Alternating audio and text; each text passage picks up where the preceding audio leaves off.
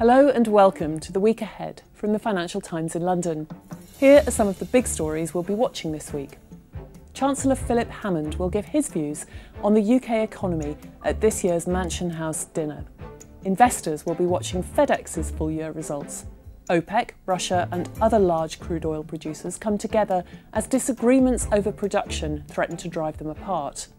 And policymakers at Brazil's central bank will meet to discuss a possible interest rate rise to tackle recent spikes in inflation.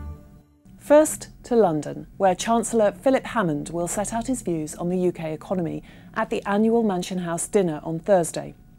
His speech comes after a lacklustre start to the year, with data suggesting poor performance for the first and second quarters.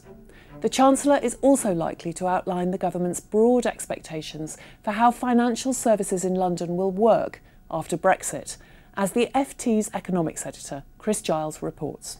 It's likely the Chancellor's going to have quite a low-key speech. He doesn't want to make a big noise on Brexit at the moment, so I'm expecting him to just outline the current position, which is that the UK would like to have a regulatory system in which both sides, the UK and the rest of the EU, recognise each other's regulations, and therefore the city can pretty much keep on trading as it is. What will be interesting is if he acknowledges that really Europe has said no to this proposal and then has some form of plan B in place. That's what we need to look out for. Now investors in transport and logistics stocks will be looking closely at full-year results from FedEx on Tuesday to see how the delivery business is riding the online shopping revolution. Last week, the company announced an increased dividend payout. The announcement, which raises FedEx's quarterly dividend by 30%, comes just before it is set to unveil fourth quarter results, driven by strong e-commerce growth. Dan Thomas, the FT's deputy companies editor, has more. FedEx has already suggested that next week we'll see some pretty spectacular numbers from it. Its chief executive, Fred Smith, has come out and said next week we'll have some gangbuster results, as they're really seeing an expansion of trade, particularly on their ground services unit. The Express not so much, but ground is certainly seems to be doing much better. So we do expect to see some good numbers, and we've already seen that in the share price. The shares are up by about a quarter already this year, vastly outperforming its rivals such as UPS and indeed the sector as a whole. So I think FedEx really has things looking pretty good for it next week. Next week's meeting between OPEC, Russia and other large crude oil producers is shaping up to be one of the most contentious in years, with members of the 2016 agreement to reduce oil output deeply divided over what to do now that prices have recovered to just below $80 a barrel.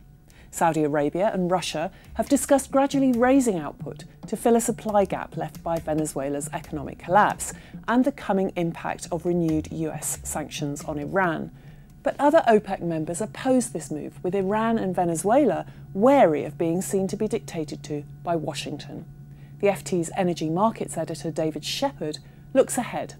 At this point, while there's a great deal of uncertainty about what the final outcome from the OPEC and Russia meeting might be, most traders and analysts are betting that they might see a small incremental increase, enough to placate the US on one hand, but also enough not to completely crater the oil price, which they are of course enjoying because of the higher revenues it's brought to their governments.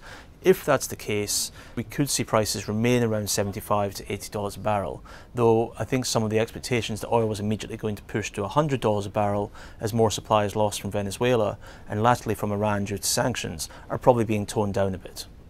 And finally, policymakers will meet at Brazil's central bank on Tuesday and Wednesday to discuss the possibility of raising interest rates in order to combat rising prices.